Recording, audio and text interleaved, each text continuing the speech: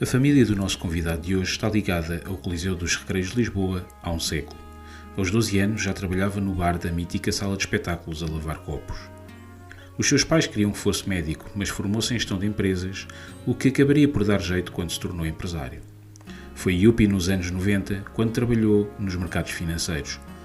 Ainda na década de 1990 foi um dos fundadores da Música no Coração, a empresa que criou os festivais de verão Superbox Super Rock, Vilar de Mouros e o Sudoeste. Álvaro Covões sai da Música no Coração em 2006 e cria a Everything is New.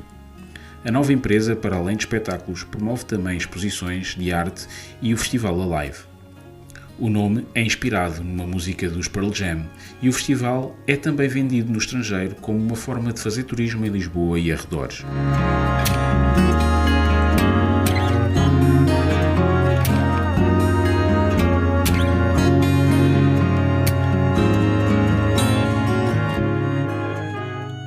Álvaro Covões, obrigado por ter aceito o nosso convite para vir ao nosso podcast.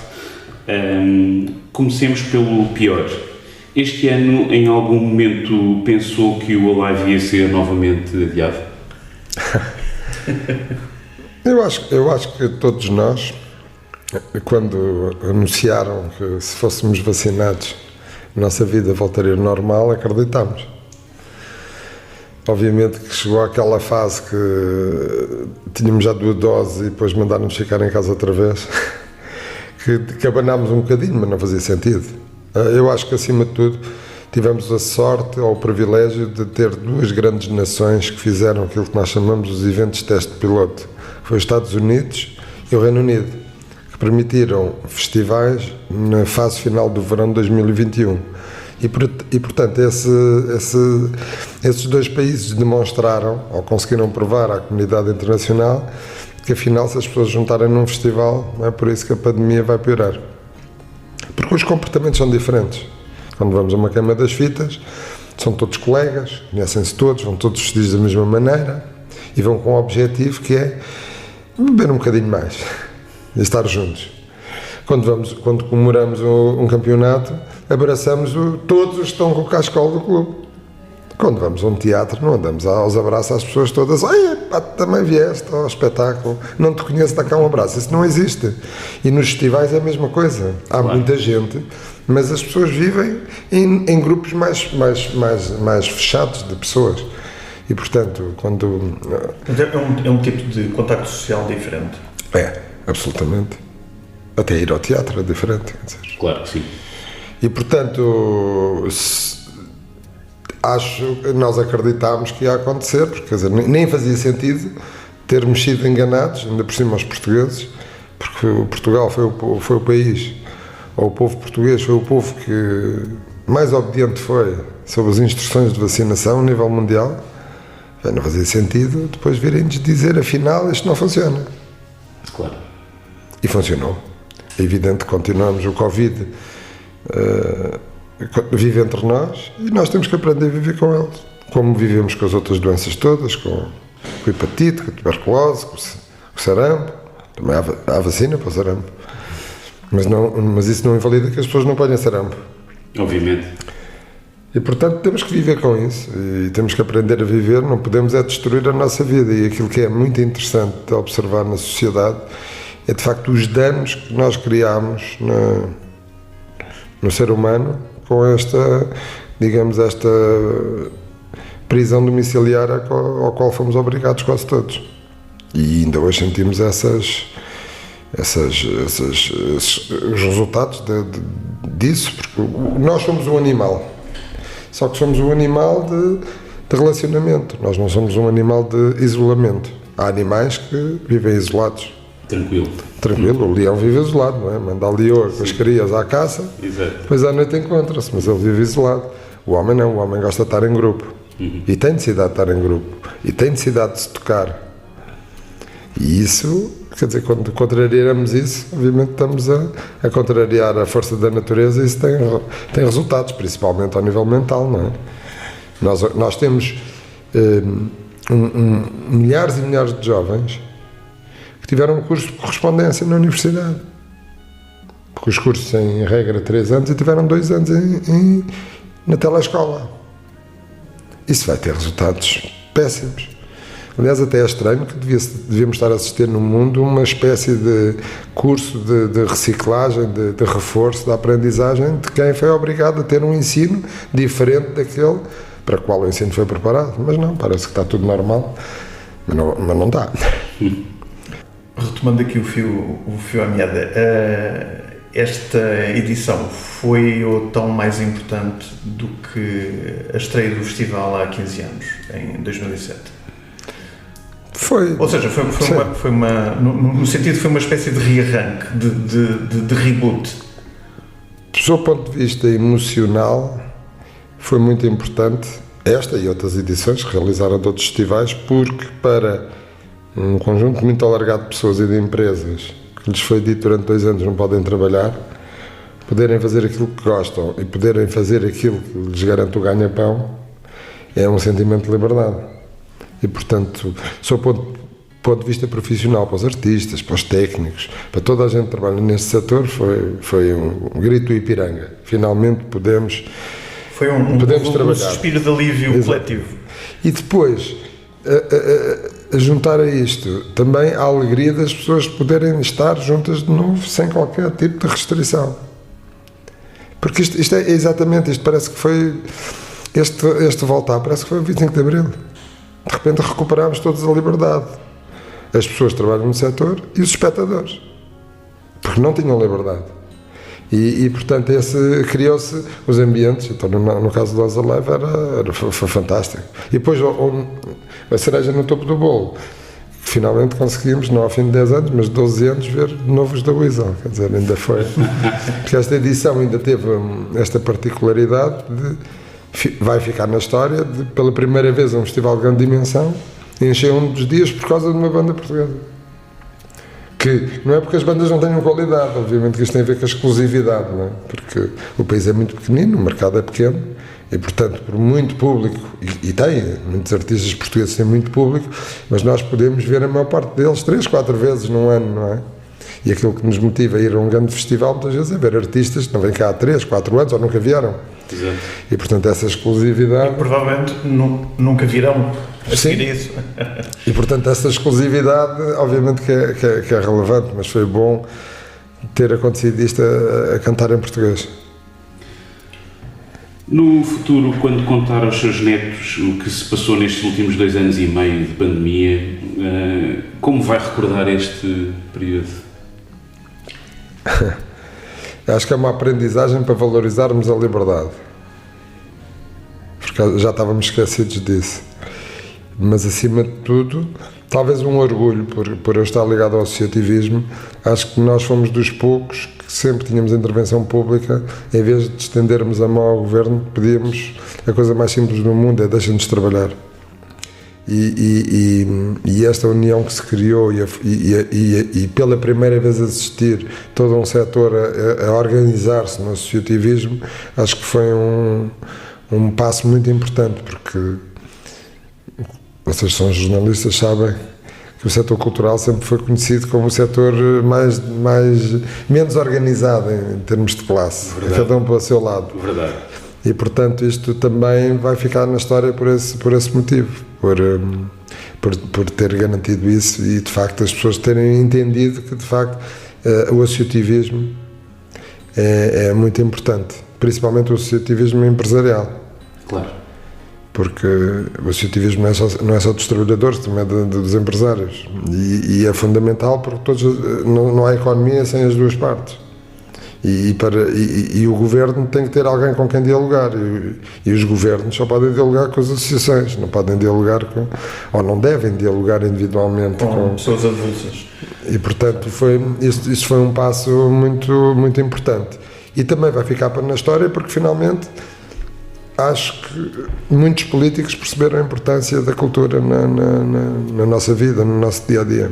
Sim, parece que era sempre uma coisa assim relegada para segundo plano, não é? Não, é uma coisa que tem sempre um terço de página no programa dos partidos, normalmente é copy-paste, e não se passa nada. Aliás, o resultado está à vista. Portugal tem um problema estrutural gravíssimo na cultura, porque as políticas culturais destes 48 anos de 25 de Terceira República, se pode chamar assim, falharam completamente, porque nós somos o país neste momento com os hábitos culturais mais baixos da Europa. Portanto, em vez de, aliás, a Constituição diz que o Estado, em conjunto com os agentes culturais, devem trabalhar em conjunto para fazer chegar a cultura a todos os portugueses, sem discriminação. Mas isso não acontece, porque as pessoas não têm hábitos culturais, as pessoas não leem, as pessoas não compram jornais, as pessoas não vão ao teatro, as pessoas, por incrível que pareça, a ir a festivais somos os penúltimos na Europa, apesar de se falar muito e vermos muito, toda a gente somos o país dos festivais. É um problema estrutural que também não tem solução simples, diria. Acho que tem. Tem? Há um exemplo muito prático que teve resultados rapidíssimos com investimento zero, que foi a lei da cota de música portuguesa na rádio.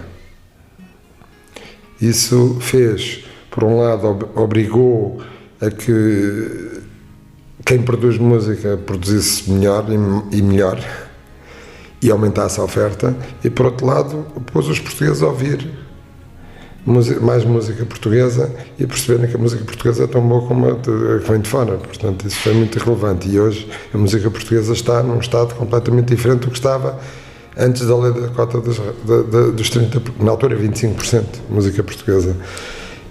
Aqui a solução, obviamente, basta ver um telejornal para perceber que numa hora e meia, uma parte das vezes, não há uma notícia de cultura. Ou então é o Johnny Depp e o problema que bateu na mulher, ou a mulher bateu no Johnny Depp, como se isso fosse cultura.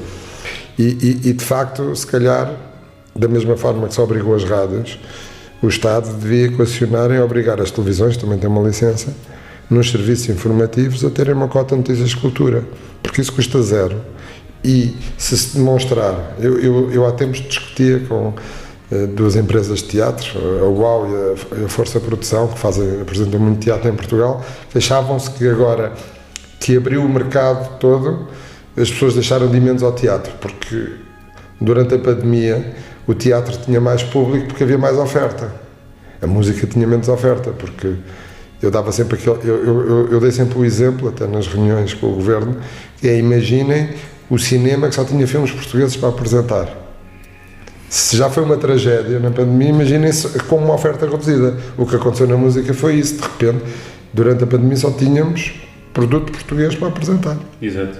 E o mercado não consumia só produto português, portanto, isto encolheu tudo. E de facto, claro, quando volta à música, as pessoas vão ver aquilo que não viam há 3 anos, não é? Claro. E eu dei o exemplo do teatro, que é uma coisa fabulosa, porque eles queixavam-se, pois, agora estamos a vender menos. Eu disse, pois, é que nós na música temos uma vantagem, é que as pessoas quando vão ver um espetáculo conhecem as músicas, porque passa na rádio. Agora quando vamos ao teatro, não fazemos ideia do que é que vamos ver. E não fazemos ideia porquê? Porque nem sequer vai às notícias. Porque se estivesse na televisão, se as televisões cobrissem e explicassem, estreou uma nova peça, mostrassem um bocadinho, as pessoas pelo menos não iam ver o desconhecido. Verdade. Mas isto é uma ideia, mas duvido que haja coragem política de afrontar as televisões. O único canal que se preocupa com isso ainda é 2. Sim, mas eu falo a nível de informação. Ok. Estamos a falar de informação, não estamos a falar de conteúdos. Certo. É inacreditável ver a SIC Notícias, a RTP3, a Correio da Manhã TV ou a CNN, podemos estar 4 horas a olhar para aquilo e não há uma notícia de cultura. Como é que pode haver hábitos culturais? E depois há um exemplo muito positivo, o futebol cada vez tem mais seguidores. Tem mais protagonismo, não é? Está sempre nas notícias. É fácil. É como a música portuguesa tem mais seguidores, passa na rádio.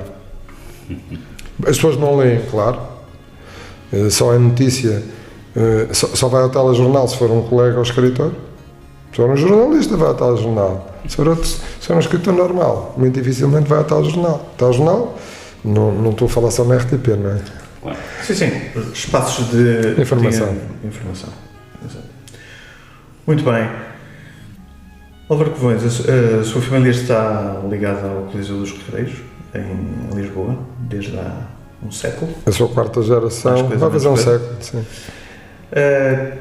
Cresceu neste lugar algo mítico para os portugueses, não apenas para a cultura portuguesa, mas quase que para os portugueses.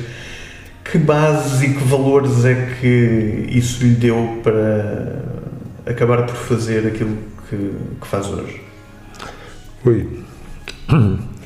O setor cultural sempre foi um setor que malfadado, porque nenhum pai queria que o filho fosse ou ator, ou músico, ou encenador, ou empresário de espetáculos, porque havia aquele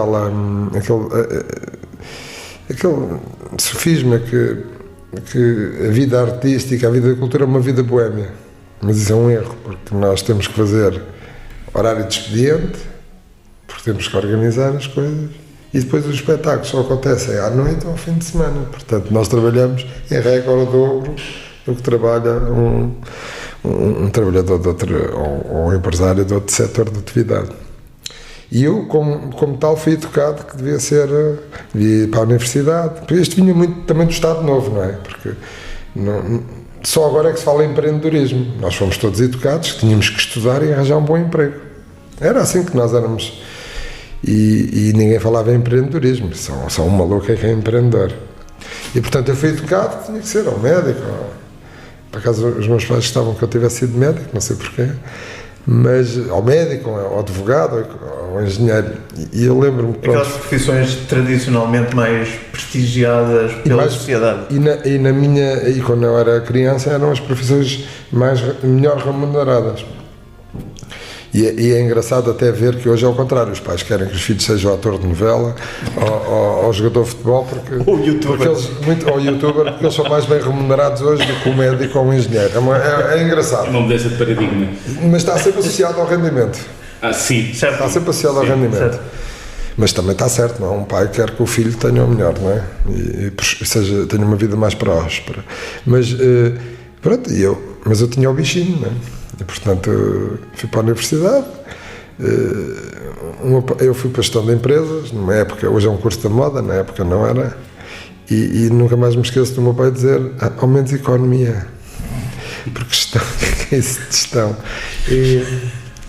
E pronto, e como fui à tropa, porque ainda faço parte da geração em que os homens eram discriminados, que depois da faculdade tinham que fazer 15 meses de tropa. E depois, pronto, achei, já que eu estive a estudar, agora tenho que ter um emprego, e portanto trabalhei, e também porque tinha necessidade de trabalhar, e acabei por trabalhar na área financeira, nos mercados financeiros durante 7 anos, que adorei, foi uma experiência absolutamente extraordinária. Na época fui um IUPI, era muito bem pago. Foi anos 80? 90 já? 90. Okay. Início dos anos 90, portanto 90 mesmo, entrei em dezembro de 90 e adorei, mas ao mesmo tempo tinha o bichinho, que já vinha da universidade, e porque sempre tive, e até cheguei a ter uma empresa com o meu pai, fizemos, por exemplo, a Amália no Coliseu, que foi a primeira vez em nome próprio, uma coisa séria, organizada como um artista normal, e uma série de espetáculos, mas pronto, mas lá foi a minha vida, mas sempre com o bichinho, paralelamente, nisto, até que em 91 fui fundador da Música no Coração. Em 95 começámos a nova era dos festivais em Portugal. Em 95 o Superbox Super Rock, em 96 o Vilar de Mouros. Em 97 entramos em Paredes de Cora, que ajudámos Paredes de Cora a ser o festival que é hoje, e fizemos o Sudoeste. Depois houve uma dada altura que fazíamos tudo, quase todos os festivais. E portanto, quando chegou a 97, a final do ano 97, já era incompatível, eu tenho 2 empregos, não é? Quer dizer, já não se aguentava. Portanto, já fazíamos 3 ou 4 festivais, produzíamos a Câmara das Citas do Porto e de Coimbra, aquilo era uma coisa, eu já nem tinha férias, as férias era para trabalhar. Pronto, e decidi dedicar-me a 100% a isto. Estava certo, isto é uma indústria de futuro. E E hoje em dia, claro que a vida é completamente diferente, não é? Agora até há cursos, não é? De produção de espetáculos, disto, aquilo e daquilo outro. Como é que foi o início, esse reinício dos festivais em Portugal? Como é que era a sociedade nessa altura? Nós, a sociedade não estava preparada para os festivais. Na altura o mercado vivia muito dos concertos em Alvalade. E depois de 2 em 2 meses havia um concerto de música internacional. E eu na altura, pronto, fruto um bocadinho também do que tinha aprendido na universidade, eu sempre gostei muito de Martin, tenho um autor que é o meu preferido, que ainda hoje compro os livros todos dele, que é o Philip Kotler, e pronto, nós temos que ver as oportunidades no mercado para nos dedicarmos a uma determinada atividade, ou para lançar um determinado produto. E olhando para as outras cidades que tinham espetáculos todos os dias, obviamente que nós iríamos um dia ter espetáculos todos os dias, e portanto, quando eu decido enverdar por esta área, foi no sentido de dizer assim, está tudo maluco, claro, está aqui uma oportunidade de crescimento que ainda hoje existe, não é? Se os hábitos culturais são baixos, obviamente que há uma oportunidade margem para crescimento. De crescimento para todo o setor cultural gigantesco, porque nós vamos ter que, os portugueses vão ter que aumentar os hábitos culturais e isso vai significar mais consumo. Ou seja, é uma má situação que ao mesmo tempo é uma oportunidade. É uma oportunidade, é. Okay. E portanto, e como na altura nós, então, eu lembro quando nós nos lançámos para o mercado, começámos de repente já éramos a empresa que mais espetáculos apresentava, porque ninguém fazia nada, só estavam preocupados a fazer os grandes eventos. Mas nós, na época, éramos a terceira empresa, e depois, quando chegava aos grandes espetáculos, éramos a terceira escolha. Então, o que é que não havia em Portugal? Festivais. E então, o que é que era um festival na época? Um conjunto de artistas médios, todos juntos, valiam tanto ou mais que um grande artista como os Rolling Stones, pelo mesmo preço. Portanto, esse foi o princípio básico dos festivais, e também uma grande oportunidade para mostrar artistas novos. Claro que nós, para fazermos espetáculos, também temos que ter produto, não é? As pessoas têm que gostar, têm que ser os artistas. E pronto, começámos isto, e hoje os festivais fazem parte da nossa vida, e hoje diria que se calhar 70% do governo, pelo menos 70% dos ministros acamparam num festival. É verdade. E a minha geração nunca tinha ido a um festival, quando era jovem. Exato. Em 2006, quando sai da Música no Coração, cria a empresa Everything is New. O que é que fez diferente, o que é que passou a fazer diferente, que gostaria de ter feito antes e não foi possível com a Everything is New? Com a Música no Coração? Não. Foi uma continuidade. Foi uma continuidade? Sim. Sempre uma procura constante de criar novos produtos, de criação de públicos, e de aumentar a oferta e o consumo, não é? O consumo cultural. A única coisa que não tinha feito, talvez tenha sido as exposições, que foi também um caminho que enverdámos. Lá está, quase não há exposições em Portugal. E portanto era uma grande oportunidade de trazer, e acima de tudo, porque a cultura tem este problema.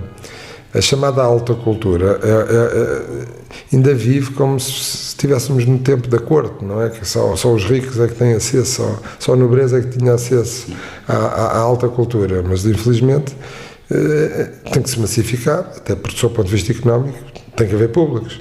E portanto nós pegámos nas exposições, digamos, quase na chamada alta cultura, e vendemos como se fosse um concerto de rock.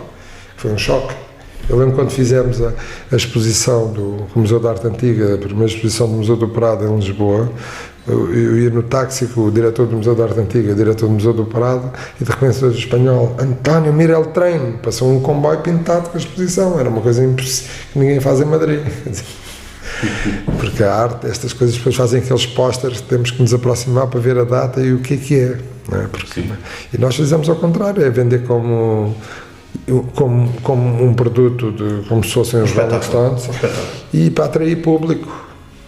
Por isso as pessoas têm de saber que existe, senão... E não é só saber que existe, tem que perceber que é interessante, e por isso também tentámos enverdar por exposições fáceis. Sei lá, o projeto da Joana Vasconcelos no Palácio da Ajuda é um projeto mais fácil, acessível a toda a gente, e portanto, mas é este gosto de repente trazer as pessoas para um palácio que não visitavam nem conheciam.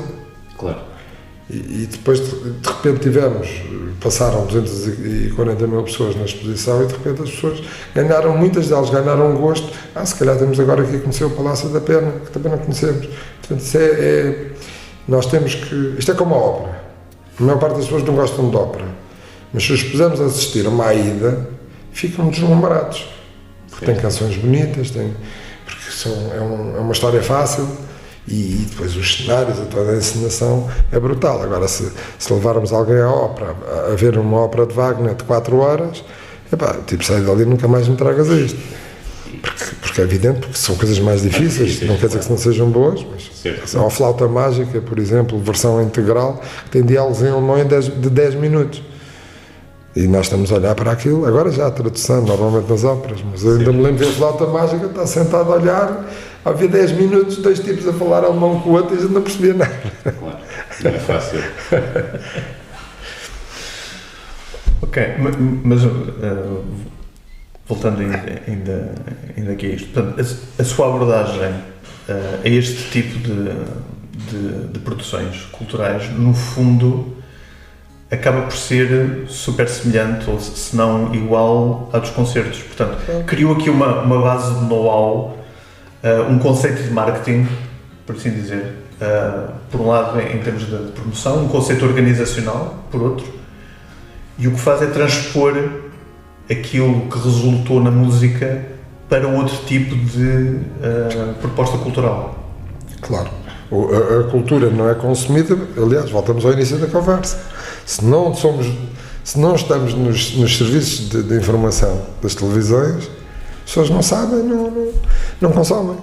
Isto é a mesma coisa, portanto, temos que tornar a oferta cultural conhecida de uma forma atrativa, obviamente sem enganar as pessoas, dizendo a verdade, mas as pessoas têm que saber, porque isto não vale.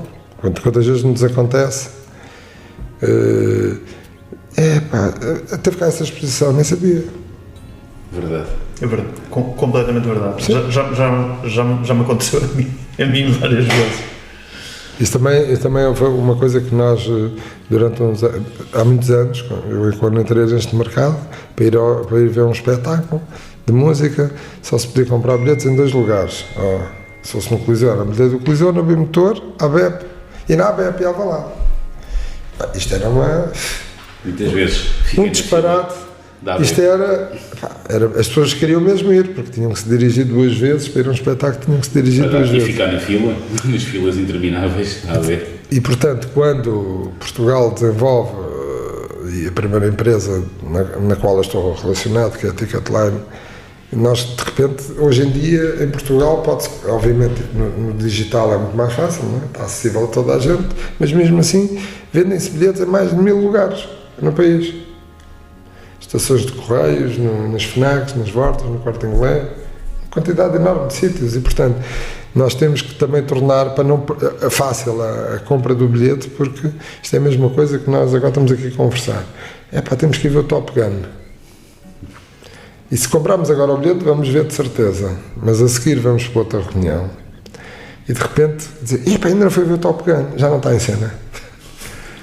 Não, é porque este tema é um tema muito relevante, que é nós temos que conseguir vender o bilhete, que o cinema é mais difícil de comprar bilhetes. Já temos de fazer um esforço diferente. Se eu for uma FNAC, não compro um bilhete para o cinema. Também não percebo os cinemas, mas pronto. Mas essa foi uma preocupação que o Álvaro também teve, tornar a forma de compra dos bilhetes, do acesso não podemos perder um cliente. Nós concorremos, nós discutimos na cultura o dinheiro disponível das pessoas. Portanto, todos os portugueses têm o rendimento que têm e a primeira utilização do rendimento é para as necessidades básicas. E depois sobra naqueles que sobram, porque também temos consciência que há pessoas que não sobram, isso também é um problema da nossa sociedade, mas estamos depois a discutir com os restaurantes, com tudo, as agências de viagens, estamos a discutir, há uma série de o que é que podemos fazer com o dinheiro que sobra. Posso ir passar um fim de semana, posso fazer isto, posso ir ver um espetáculo, posso ir jantar fora, posso ir beber copos, não é? Claro. Portanto, nós temos que aproveitar e não perder quando a pessoa diz, eu até gostava de ir ver, está aqui o bilhete. Porque se for, vou pensar, Aliás, quem trabalha no comércio já sabe, quando o cliente diz, eu vou pensar, a probabilidade de eu voltar é zero. Mas isto é um tema, aliás, há uma história muito engraçada, eu sou benfiquista, e agora há um costume, quase no fim do jogo, na segunda parte, veio o speaker dizer assim, hoje estão presentes 44.324 pessoas, e tudo a bater palmas, eu choro, porque eu faço logo as contas aos lugares vazios. E porquê? Porque, para mim, o objetivo de um clube como o Benfica, pelo menos o objetivo dos 3 grandes, devia ser, como a Inglaterra, os jogos estão todos esgotados. Mas não parece não ter esse objetivo. Aliás, onde é que se compra bilhetes para o futebol? Nós até vemos, quando é um jogo especial, que a pessoa vem de Leiria, ao Estádio da Luz, dorme à porta para comprar um bilhete. Quer dizer, isto é uma coisa que não leva a ninguém. Sim, nos dias de hoje é uma coisa completamente impensável. Por acaso não tinha noção, eu não tenho uma relação muito próxima com o futebol, mas não tinha noção que era assim que funcionava. As pessoas só podem comprar bilhetes no estádio? Não, porque os clubes não explicam bem, mas há aquela coisa de só quererem adeptos no estádio. Certo. E portanto é preciso filtrar a venda para só vender a adeptos. Mas isso é uma coisa que só acontece cá em Portugal? Claro, em Inglaterra, os bilhetes vão todos à venda antes do primeiro jogo. Okay. Nós aqui, se quisermos comprar um bilhete, os bilhetes aqui são à venda tal e qual como outro espetáculo? Sim. Aqui não, aqui o futebol, os bilhetes só vão à venda 5 dias antes do jogo. Curioso. É uma coisa sem explicação, mas é em todos os clubes. Uma coisa assim. Mas tem a ver com isto, pronto, é uma estratégia. Mas depois há um problema financeiro. Claro. Então, mas ok, é uma estratégia, mas não deixa de ser estranho, porque. Pois é que a maioria está a falar. Muitas das coisas que temos estado aqui a falar são feitas através de benchmarking das melhores práticas internacionais.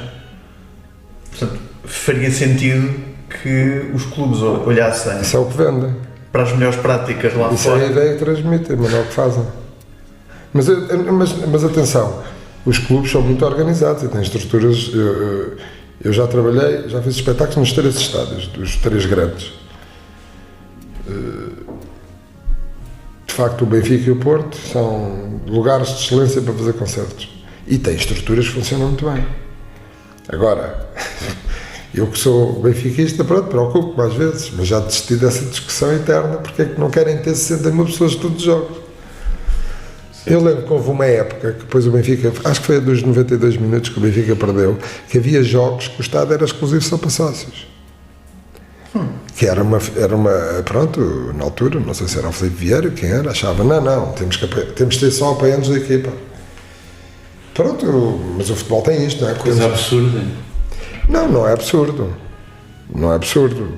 Por isso é que eu, pelo menos, porque é que jogar em casa é melhor do que jogar fora? É por causa do ambiente, por causa do apoio que se tem. E, portanto, não é absurdo. Agora, do ponto de vista financeiro, até é organizacional. Aliás, isto é uma semana antes, nem se sabe o dia e a data do jogo. Porque pode ser à quinta, à sexta, ao sábado, ao domingo, à segunda, pode ser às 6 da tarde, às 7 da tarde. As pessoas nem têm tempo para se organizar. Incrível. Porquê? Por causa da televisão. Ok. Ter de encaixar com sim, mas também não, mas também, disponível na televisão. Sim, mas também não se percebe porque é que quer dizer, é uma questão organizacional. Está aqui o calendário, define a hora de transmissão dos jogos e pronto. E o jogo vai ser este jogo, a 24ª jornada, o jogo é esta hora, em tal dia. Qual é o problema de ser assim? Não, porque a televisão deve ter o privilégio, se o clube que está à frente pôr no momento que acha mais propício para ter audiência. Não sei, não faço ideia, isto faz-me uma confusão desgraçada. Certo. Mas de facto, e estamos a falar, talvez seja comparável os espetáculos e o futebol. Aliás, o futebol é um espetáculo também. O espetáculo desportivo traz, as pessoas vêm de toda a parte do país. Certo. E continua a ser ainda dos mais democráticos, na medida em que toda a gente, de todas as classes sociais e todas as idades quase assistem ao espetáculo e gostam de futebol, não é?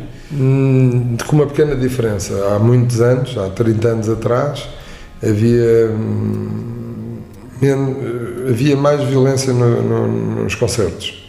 Aliás, toda a gente se lembra dos concertos em Cascais, sei lá, o Génis em 1975, já não me deixou ir, que eu era criança. Certo. E a GNR, a COP a dar rajadas, quer dizer, isto é inimaginável, quer dizer, à porta de um concerto, a polícia a dar rajadas de metralhadora para o ar, quer dizer, isto é inimaginável, ou cargas policiais num concerto, quer dizer, isto já não imaginamos isso. Sim. Mas acontece ainda no futebol. Pois acontece, infelizmente. E porquê? Mas eu diria que isto não é futebol, é outra coisa. Não, mas também tem a ver com a organização.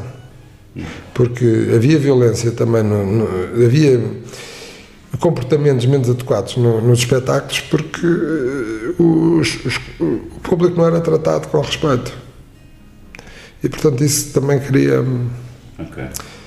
E como aqui, quer dizer, eu acho impressionante, quer dizer, eu acho isto inimaginável. Eu já fui ver um Real Madrid-Barcelona e as pessoas não iam escoltadas em Madrid, as pessoas do Barcelona não iam escoltadas pela polícia. Nós aqui temos coisas que não fazem muito sentido. Mas a insegurança que se sente no futebol também afasta público. Insegurança no sentido, não um benfiquista, um sportinguista do Estádio do Dragão não se sente seguro. Ou um portista, se calhar vir ao Estádio da Luz, ao Estádio do Alvalade, não se sente seguro. Ou um benfiquista ir ao Alvalade, ou um sportinguista vir à Luz. E, portanto, enquanto não se resolver este problema, não se pode dizer que é um espetáculo democrático, porque não é, porque as pessoas têm medo. Claro. E não acontece nada, porque depois é uma coisa sem explicação, porque não há... Quais são as consequências da violência no desporto? Nenhumas. Continua a existir, aliás, a coisa mais extraordinária é proibido foguetes dentro do Estado, e estão sempre foguetes. Verdade. Para que ser... Não é? E toda a gente é revistada à entrada, quer dizer... Não é, mais ou menos. Supostamente, quer dizer... Depois diz que já está lá dentro, debaixo da cadeira, em todo o Estado, sei lá, não faço a mínima ideia. Mas aquele som hoje em dia é tão pequenino que é impossível só se as pessoas se despissem, não é? Mas nós nos espetáculos conseguimos ir. Hoje o espetáculo qualquer tipologia de espetáculo é um evento... É um ambiente completamente seguro, não é? É um ambiente completamente seguro e as pessoas, toda a gente sente à vontade de ir. E, portanto, isso permite alargar o público. Sim. O Álvaro ainda hoje continua a ser responsável, ou pelo menos parcialmente, pela escolha dos artistas e das bandas que traz cá? Sim. Tem um envolvimento direto? Tenho. Quais são, quando pensa nas bandas, nos artistas que vêm trazer cá, quais são os seus critérios em termos de adequação ao formato? Já foi mais fácil. Que vai apresentar? No tempo que se vendiam discos, era fácil, porque sabíamos a venda dos discos e, portanto, o critério ia por aí? O critério ia muito por aí. E porque passava na rádio. Hoje, claro, há um critério, porque as rádios ajudam-nos um bocadinho, porque as rádios têm playlist, como fazem principalmente as duas maiores, como fazem estudos. Portanto, a música que passa é primeiro testada para ver se as pessoas gostam, já nos dá alguma indicação do que as pessoas gostam. Mas, obviamente, que as pessoas não gostam só o que passa nessas rádios, que até não passam tudo, não é? Certo. E tivemos aí uma fase muito há muita difícil. Gente que já não ouve rádio também. Que se calhar houve mais serviços de streaming por aí. Sim, mas também temos acesso à informação, o Google Trends, o que é que as pessoas em Portugal podemos comparar, se procuram mais este artista ou aquele artista. Portanto, existem algumas ferramentas, mas acima de tudo também é feeling, não é? E também feeling internacional. Eu lembro-me uma vez, por exemplo, o Airbnb nunca foi muito forte em Portugal. Até que quando o Airbnb se tornou pop, eu lembro de ir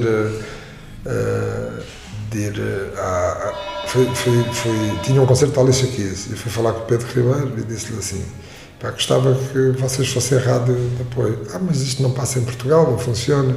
E eu disse-lhe assim: então vamos dizer uma coisa, se isto não estiver no top 3 num dos países da Europa a gente desiste, do top da Airplay. E ele assim liga-me, isto é em primeiro lugar em todo o lado. Pois, aqui também vai estar. Portanto, porque há fenómenos globais. Certo. Claro. Portanto, esses são fáceis.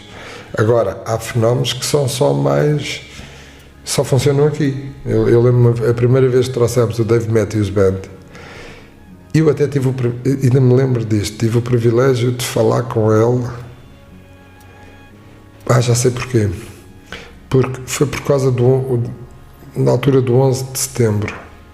De repente, as pessoas deixaram de viajar e o Dave Matthews tinha um concerto em Londres que foi sozinho porque a banda não quis ir. Então deu um concerto a solo. E eu fui a esse concerto, era num clube pequeno, e no final falei com ele. E ele dizia-me assim, mas porquê achas que... Mas eu vendo tão poucos discos em Portugal, na altura ainda se vendiam discos, porquê que achas que vamos encher o pavilhão? Eu disse, porque acredita que vamos encher. E enchemos, tivemos 19 mil pessoas. E era um artista que tinha 4 mil discos vendidos. Portanto, às vezes também essa relação, mas isso muitas vezes é o feeling, as pessoas também gostam... O português é muito eclético, gosta de música, gosta de boa música. E não é muito igual ao europeu. Eu acho que até somos mais próximos dos americanos. Mas... Desculpa, é um bom take esse. O que é que acha que o público português... Em que é que o público português se diferencia do resto dos seus colegas europeus? Estamos a falar do público. Certo.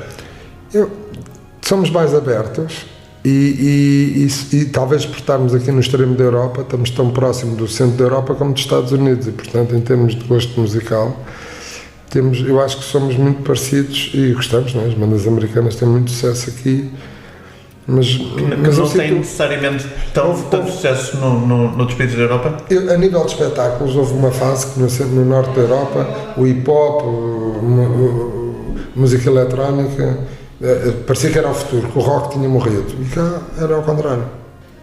E portanto há aqui fenómenos que são eu pelo menos sinto, claro, quando vem uma Alicia Keys, quando vem uma Beyoncé, aquilo torna-se um fenómeno global, um The Weeknd ou um Harry Styles, são fenómenos globais, mas depois há alguns, sei lá, Portugal deve ser dos países mais fortes para o alejandro, por exemplo, na Europa, apesar de terem público em todo o lado, mas sempre foi consistente. E gostando, não sei. Há aqui uma. Eu que acompanho muito as músicas que passam muito nos países, embora, obviamente, que os americanos agora estão muito com hip hop. Isso pode passar na rádio, mas não vende muito. Não vende muito. Não. Mas nós agora também temos o nosso fenómeno, o nosso próprio hip-hop, a nossa produção hip-hop está muito forte, não é? Está. E aliás, vamos aos distribuidores de música, não é? Os Spotify da vida, e a música portuguesa mais consumida são eles. São eles. Sim. Um fenómeno também engraçado. É um fenómeno. Talvez porque o hip-hop relata muito o sentimento e o pensamento do povo, não é? Exato. E o que é que nós temos a ver com o Bronx? Quer dizer, os americanos vão falar dos problemas deles, para nós não diz nada, não é? Nada.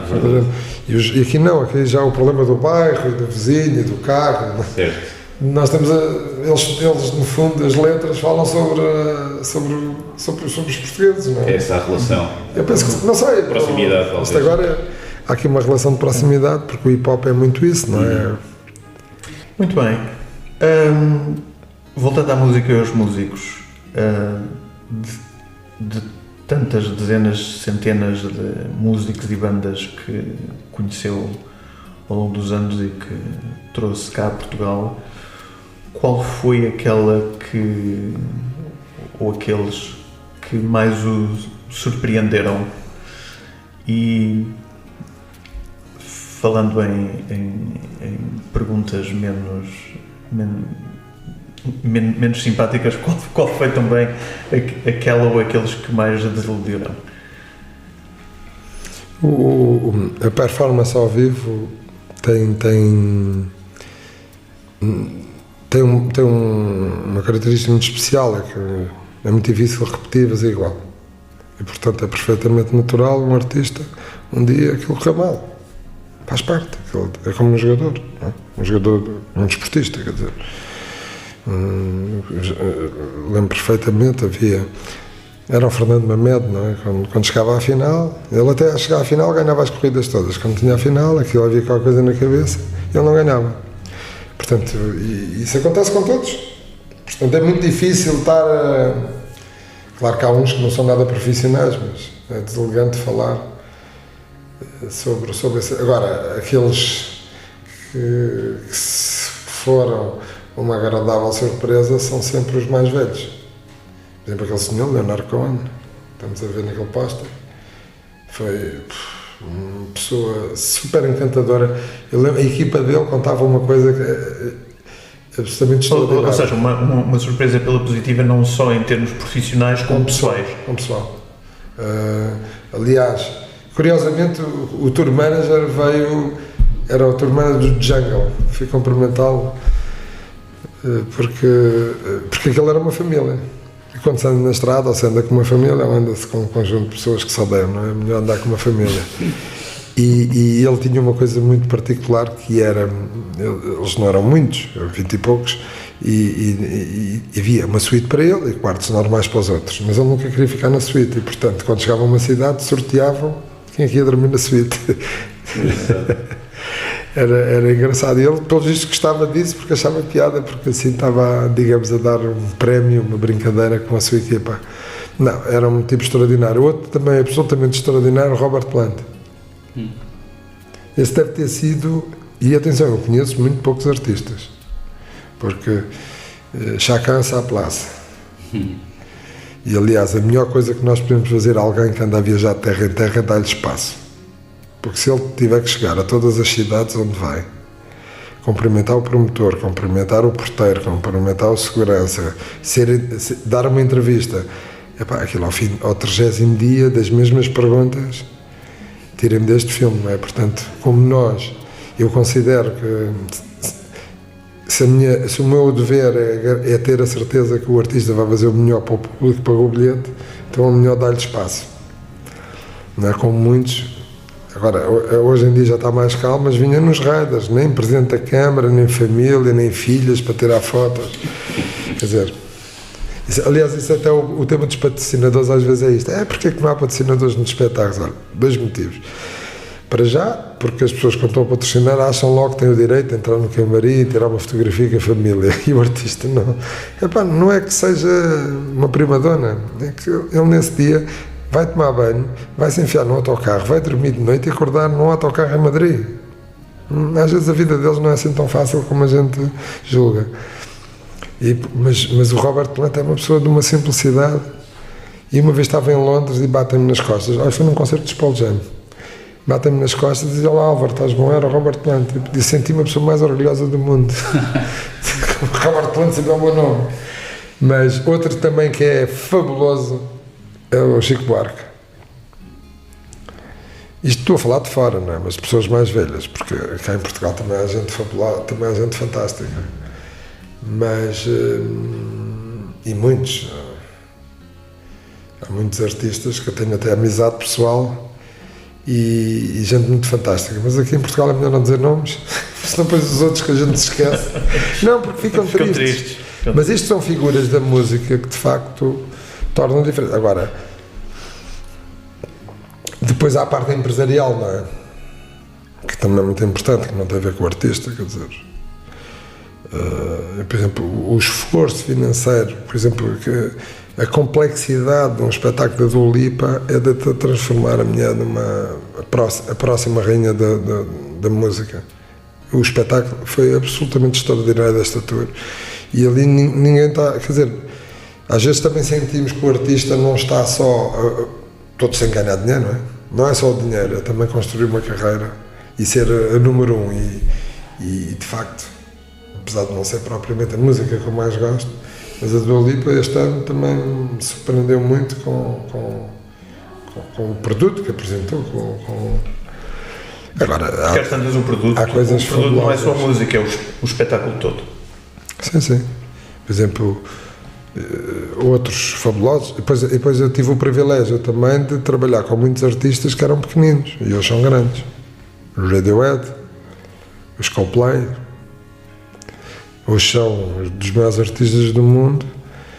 E na altura não eram. Não eram. Eu lembro dos Radiohead em 93, vieram aqui ao Pavilhão do Restelo fazer a primeira parte do James. Exato. Já tinham o álbum Crypt. Lembro-me desse concerto. E é uma coisa. Aliás, pode-se procurar no YouTube. Não sei como é que alguém filmou, mas existe, vê-se o Crypt gravado nesse concerto. E uma vez eles deram uma entrevista, porque isto de fazer primeira parte de concertos, que é um fenómeno, é uma forma internacional, ou se tem o apoio da editora, que antigamente havia chamado Tour Support, ou então tem que se arranjar fundos próprios para fazer. Os cachês normalmente são muito baixos, faz parte do negócio, não somos nós que escolhemos, faz parte, é assim a natureza do negócio no mundo inteiro. E eles têm custos, não é? Porque têm que levar técnicos, têm que levar vão no autocarro. Claro. E eles disseram uma vez numa entrevista que tinham decidido, quando acabasse a tour, iam separar, não tinha resultado. E chegaram a Lisboa e a sala estava cheia, que às vezes não está quando é a banda de suporte, e cantaram todas as músicas da primeira à última. E eles disseram, wow, is something there. São os Radiohead. Eu contei esta história uma vez nos prémios Blitz, no Coliseu, a um deles, que é o Ed O'Brien. E perguntei-lhe, é verdade que vocês disseram isto? Então porquê que nunca passaram em Portugal numa tour? E ele começou a chorar. E foi quando fizeram a tal tour de 5 datas. Nesse ano só fizeram 5 espetáculos em Portugal e 5 em Espanha. Que era um espetáculo que lançavam as músicas novas, para escolher as músicas, faziam todas as suas músicas. E há uma história muito interessante, que no primeiro espetáculo eu perguntei se cantavam o Crypt. E disseram-me, alguém da equipa disse-me, não, eles tomaram uma decisão de ser o Radiohead e não ser a banda dos Crypt. Foram 3 coliseus em Lisboa e 2 no Porto. No último dia, isto foi uma coisa que esgotou assim em 5 minutos, e portanto estávamos a falar de 12 mais 7, 17, 19 mil bilhetes. Voaram. Vendemos 800 bilhetes nos Estados Unidos. Porque era a única, só os Radiohead não tocavam em lado nenhum, só em Portugal e Espanha, sim. E lembro-me que, como é que se chama o Saúl do James, que mora em Portugal, casou com uma menina do Porto. Exatamente. Liga-me e diz-me assim, olha, eu estou aqui com não sei quantos, que era outro músico do James, achas que consegues arranjar 2 convites, queríamos ver um espetáculo. E era o último espetáculo. E aconteceu um milagre, no fim do espetáculo. Eu lembro que o do Porto, os camarins são mesmo encostados ao palco. Eu estava sentado com o tour manager e com o production manager e de repente começam os acordes do Crypt. E cantaram. Toda a gente, eles logo a filmarem, milagre, eles estão a tocar. Loucura. E aconteceu. Não, mas é esta. A superstição, o misticismo, tudo está sempre muito ligado nos espetáculos, não é? Até se diz, não se deseja boa sorte, não passa de teatro, diz parte de uma perna, não é? Porque há uma superstição. Mas é engraçado como os James que mudaram a vida deles, e Lisboa e Portugal, e acontece isto, quer dizer, eles não queriam cantar, cantaram e estavam 2 dos James da plateia, quer dizer, isto é uma coisa, pronto, esta é a magia que às vezes há dos espetáculos, mas das coisas, uma pessoa que, eu disse que não ia falar de português, mas é uma pessoa que foi das pessoas que tive o maior prazer de trabalhar, e foi das pessoas que no início me fez muita confusão pela falta de reconhecimento do país, a tudo o que ela fez pela música portuguesa e pelo país, que era a Amália. E como tive o privilégio estamos a falar em 1987, eu estava na faculdade, nesse tempo a cultura ainda era bem tratada, porque no dia seguinte ainda havia os Vespertinos, a capital, Diário de Lisboa e Diário Popular, e tinha caído o governo minoritário do Cavaco. E a fotografia na primeira página da Amália era maior que a queda do governo. Era no tempo que a cultura ainda tinha relevância. Sim. E de facto, pronto, foi. Eu lembro que fizemos uma conferência de imprensa em casa dela E os jornalistas perguntavam: Sra. Dona Amália, quando a senhora vai à Holanda, vai cantar para os holandeses? E ela disse: não, menino, eu quando vou à Holanda canto para os imigrantes. Não, eu quando vou à Holanda canto para os holandeses. A Sra. Dona Amália vai 5 vezes por ano à Holanda. Há assim tantos imigrantes. Não, menino, eu já lhe disse que eu canto para o meu público holandês, como nos outros países. A Sra. Dona Amália vai 2 vezes por ano ao Japão. No Japão não há imigrantes portugueses. E no dia seguinte, o resultado dessa conferência de imprensa foi: os jornalistas descobriram que afinal a Amália, que não tinha reconhecimento na altura nenhum em Portugal, em que íamos à lista telefónica, estava lá Amália Rodrigues, Rua de São Bento, número, já não me lembro o número, estava no telefone. Hoje era impossível, não é? Claro, Artista. claro. Imagina o Tony Carreira com o telefone na lista telefónica, era tudo a ligar, os fãs. Descobriram nessa conferência de imprensa que afinal é a artista mais internacional portuguesa. Portanto, são assim pequenas histórias que, pronto, tive esse privilégio e ela era uma pessoa absolutamente encantadora e simples, mas ao mesmo tempo sofisticada. Muito. Sim. Muito, com uma sensibilidade com... Sim. E sempre rodeada por pessoas, porque os artistas podem estar rodeados os artistas normalmente são rodeados de pessoas que são fãs, não é? Claro. Mas uma coisa é ser o fã porque são os amiguinhos que ajudam em tudo, outra coisa é de repente, a Valer não, era a Maluda, era a poetisa, que era deputada, Natália Correia, portanto pessoas com um mundo, com uma bagagem cultural que também é importante passar isto para os artistas. Álvaro, o Álvaro é alguém que é uma pessoa que tem uma preocupação com a reprodução musical do que gosta de ouvir, gosta de alta fidelidade? Não é uma coisa que o preocupa muito? Não, claro, então um som puro, isso conseguir ouvir todos os sons e todas as notas, isso é o objetivo de cada um, mas também gosto muito do acústico, não é? Gosto muito do fado à capela ou da ópera, sem cheirinho, porque também já se faz ópera com um bocadinho de amplificação. Exato. Mas eu tenho um problema muito grande porque, como nasci num caldeirão, e eu acho que uma sala de espetáculos que é uma sala de acolhimento e que é multidisciplinar, eu tive esse privilégio, portanto eu aprendi a ver circo, folclore, jazz, rock, ópera, bailado contemporâneo, bailado clássico, e eu gosto disso tudo. E portanto, eu por exemplo, que agora vamos ter o Jacob Collier, vai ser um espetáculo fabuloso no Coliseu e no Art Club no Porto, e vamos ter o Harry Styles. Mas apesar de ter feito o Nós Alive e ter achado e ser, digamos, o projeto que eu mais tenho orgulho e tenho por se ter internacionalizado, por estar no roteiro dos grandes festivais mundiais, por ser uma coisa muito especial, tenho o privilégio vou dia 15 de agosto, vou para Salzburgo e vou ao festival Salzburgo e vou ver 5 óperas e 2 concertos de música clássica. E se olharem para o programa Salzburgo, aquilo é o creme de la creme de tudo, das orquestras, dos solistas, dos produtores, aquilo é o creme de la creme. O Álvaro, pelo facto da sua profissão, tem um privilégio que a maior parte das pessoas provavelmente não terão, não é? De ver, sim, mas aqui ver e ouvir. Paga os bilhetes. Claro que sim, não estou a dizer até eles têm uma coisa que é Friends of... temos de ser friends, temos de ser amigos para garantir que temos bilhetes para o que queremos ver. Certo. E paga-se para isso. Sim, é tipo uma cota de um clube, não é? Mas mesmo no decorrer da sua profissão, para descobrir bandas novas e até mesmo para as trazer aos festivais, tem um privilégio que a maior parte das pessoas não terão. Isto na questão de ouvir ao vivo. Mas 2 dias antes do concerto dos Led Zeppelin, telefonaram-me dizer: queres vir ver o concerto? Achei aquilo uma coisa. Foi um concerto, teve 17 mil espectadores e teve 8 milhões, que as pessoas tinham que se inscrever num site, e inscreveram-se 8 milhões para ver o espetáculo.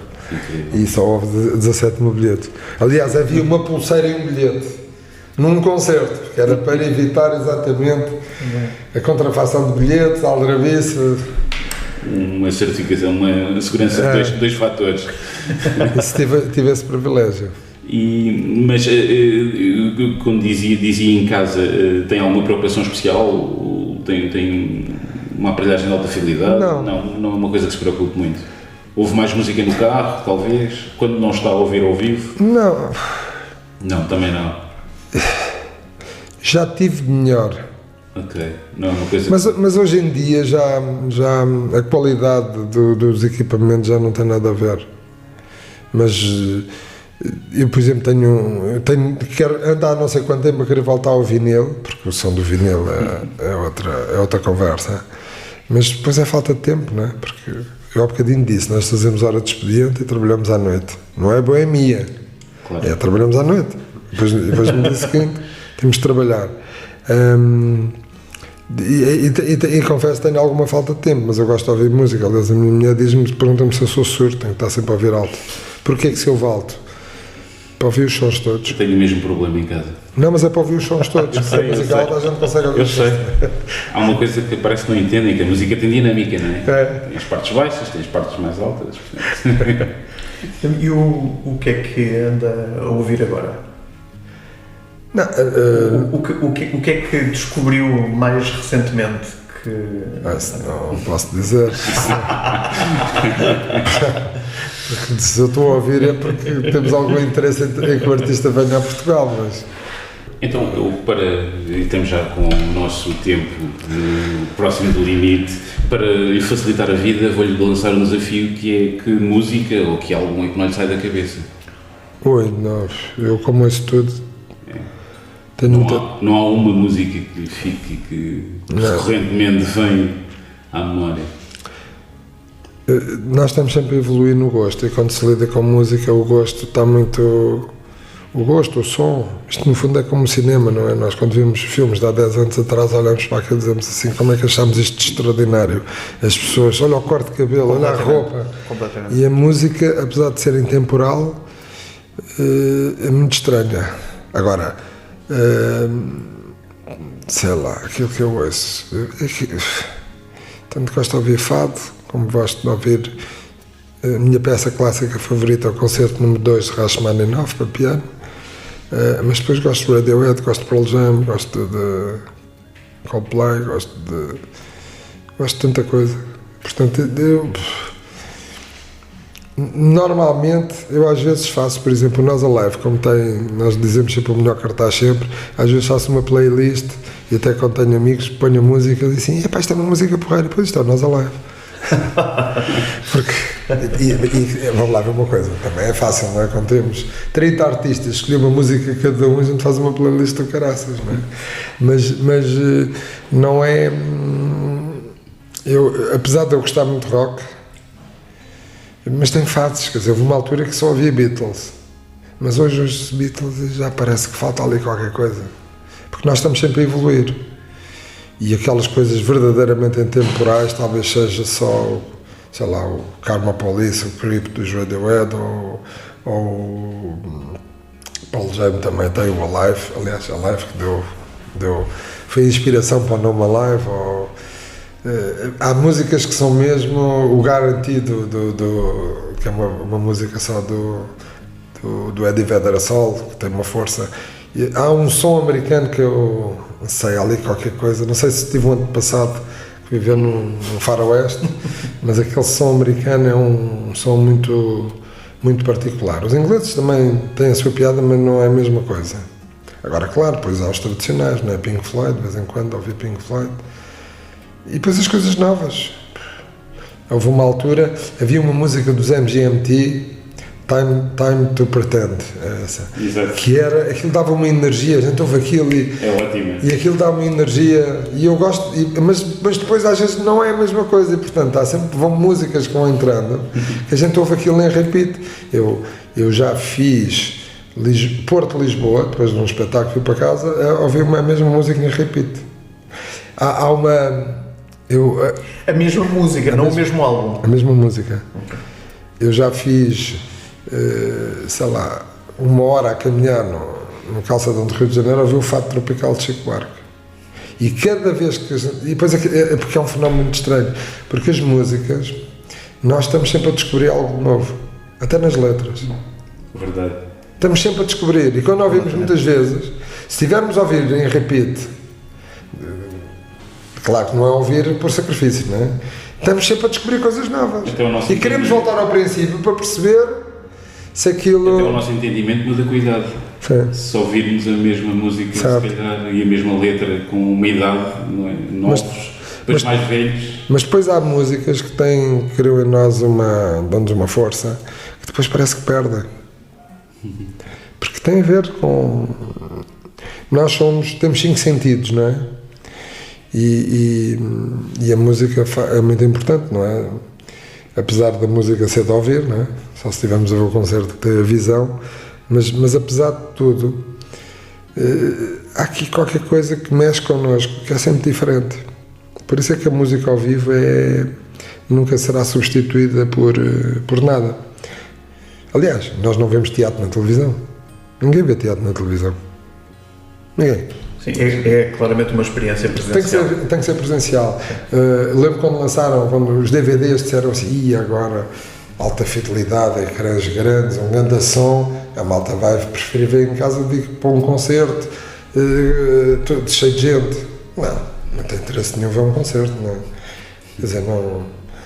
É mais fácil um concerto de música clássica, sei lá, os 3 tenores ou uma coisa, porque ainda por cima é uma coisa que não vamos ver nunca mais, não é? Já não está entre nós, do que estar a ver um concerto, quer dizer, não nos diz grande coisa, uma grande produção, uma grande filmagem, mas não nos diz nada, e ao vivo tem aquela emoção extraordinária, e depois, por isso é que nós na pandemia dizíamos assim, quer dizer, a nossa profissão não funciona em teletrabalho, não adianta, não vale a pena. Agora, mas também vou confessar uma coisa, ando numa fase que tenho às vezes dificuldade em ouvir música, mas isso são fases. Ouvir, dizer assim, não, isto é a última Coca-Cola do deserto, eu acho que, não sei, não, mas a pandemia também, obviamente, tem consequências na criação de música, porque as pessoas não se podiam juntar, porque os grupos para comporem têm que estar juntos. E normalmente os americanos ou os ingleses, um é de Londres, outro é de Brighton, outro é de... Como é que se juntavam na pandemia? E portanto, não se fez muita música neste último tempo. E não podendo andar na estrada, não houve inspiração também. Porque a criação também é fruto do mundo, não é? Que se ganha. A pessoa vê em Lisboa. Das experiências. E fazem. Não é? E portanto. Agora, se calhar, vamos ouvir coisas antigas, não é? Não é muita coisa nova. Muito bem, Álvaro Covões, muito obrigado por ter vindo ao nosso podcast. Felicidades para os próximos concertos e para os próximos festivais. E a Amada do Porto, continuação. Obrigado, Álvaro. Obrigado. Muito obrigado.